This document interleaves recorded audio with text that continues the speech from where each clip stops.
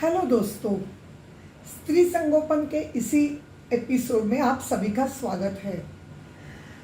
मेरे चैनल पे बताई गई जानकारी अगर आपको अच्छी लगी तो प्लीज़ इसे लाइक कीजिए, अपने फैमिली और फ्रेंड्स के साथ शेयर कीजिए और ज़्यादा से ज़्यादा मेरे चैनल को सब्सक्राइब कीजिए। मैं डॉक्टर इक्षिता, कंसल्टेंट गायनेकोलॉजिस्ट। मेरे प्रैक्टिस में मुझे जो भी पेशेंट्स मिले और मुझे जो एक्सपीरियंस मिले वो मैं आपके साथ शेयर करने वाली हूँ। थोड़े दिन के पहले एक अराउंड 35 इयर्स की लेडी पेशेंट मेरे पास आई थी और उसके कंप्लेंट्स थी कि डॉक्टर, मैं पूरे महीने बिल्कुल ठीक रहती हूँ, लेकिन मासिक के 1 हफ्ते 10 दिन पहले क्या मालूम मुझे क्या हो जाता है, लेकिन मैं बीमार हो जाती हूँ। जैसे कि मुझे सीवियर हेडेक होता है, मेरे पेट में हेवीनेस लगता है, पूरे शरीर पे सूजन जैसे कि ब्लोटिंग लगता है, बहुत ज़ोर से क्रेविंग होता है कि मैं कुछ ऑयली खाऊं, कुछ स्वीट खाऊं, पूरे दिन खाती रहूं। कभी कभी इतनी जोर की हेडेक होती है कि ऐसे लगता है कि मेरा सर फट जाए। कोई काम करने में मुझे बिल्कुल दिलचस्पी नहीं लगती, ना ऑफिस जाने में, ना घर का काम करने में। ऐसे लगता है कि मैं पूरा दिन सो के रहूं। तो क्या आप मुझे ठीक कर सकती हैं?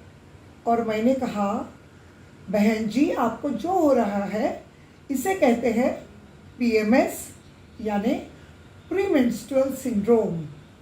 प्री यानी कि पहले, मेंस्ट्रुअल यानी कि मासिक एमसी के पहले, और सिंड्रोम यानी ग्रुप ऑफ सिम्टम्स, यानी कुछ ग्रुप होता है जिसमें जो तकलीफें होती है उसे कलेक्टिवली सिंड्रोम बोला जाता है। तो ये नॉर्मल बात है। ये लगभग 18 साल की उम्र से लेके 40 साल की उम्र तक लड़कियों को और औरतों को हो जाता है, जिसका incidence as high as 45 to 70% है। यानी 100 में से 45 से लेकर 70 औरतों को ये प्रॉब्लम हो सकती है। अभी ये क्यों होती है? ये मासिक के पहले ही क्यों होती है? तो हमारा जो मासिक चक्र है उसके 2 भाग में हम उसको डिवाइड कर सकते हैं। पहला भाग को बोलते हैं प्री ओव्यूलेटरी और दूसरे भाग को बोलते हैं पोस्ट ओव्यूलेटरी। यानी 14वें या 15वें दिन को हर स्त्री के शरीर में एक अंडा निकलता है जिसको बोलते हैं ओव्यूलेशन। उसके बाद प्रोजेस्टेरोन नाम का हार्मोन सिक्रीट होने लगता है और उसी की वजह से लोगों को ये तकलीफ होने लगती है। ये तकलीफ कम ज़्यादा मात्रा में होती है। जिसको कम मात्रा में होती है उसे हम बोलते हैं पीएमएस। अभी उसके लिए क्या इलाज है?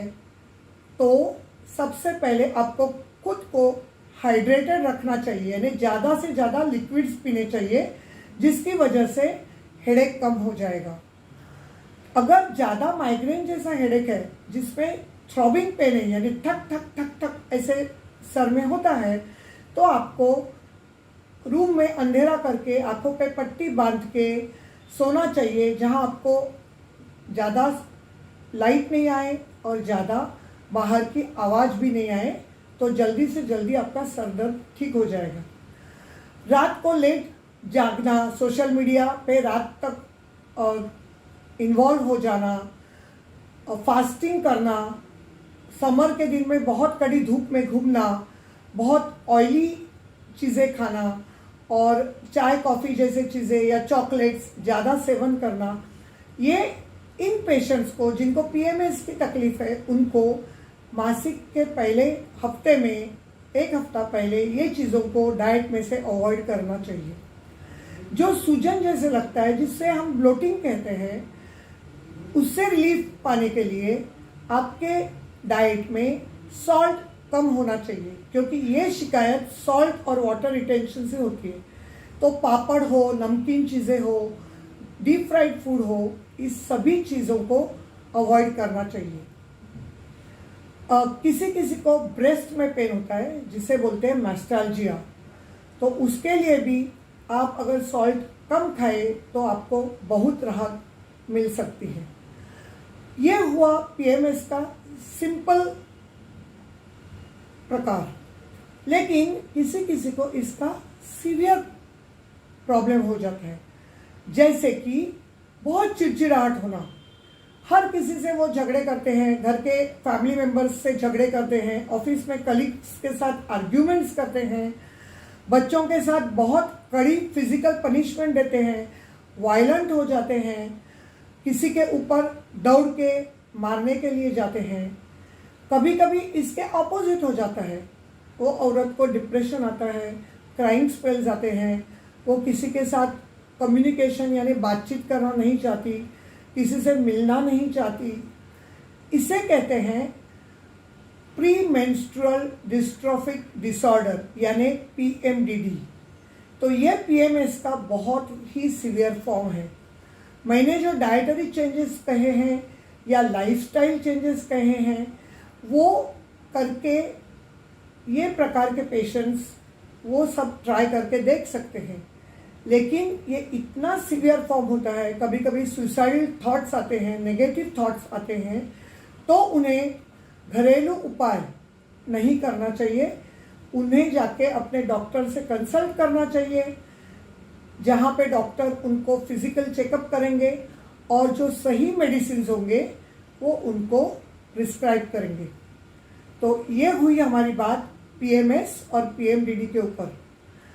आपको कोई भी क्वेश्चंस है, सवाल है, तो आप प्लीज़ कमेंट्स में बताइए, मैं उसके जवाब जरूर दूंगी। अगर आपको कोई सजेशंस है तो आप बता दीजिए, ताकि मैं उन टॉपिक्स के ऊपर नए एपिसोड्स बनाऊंगी।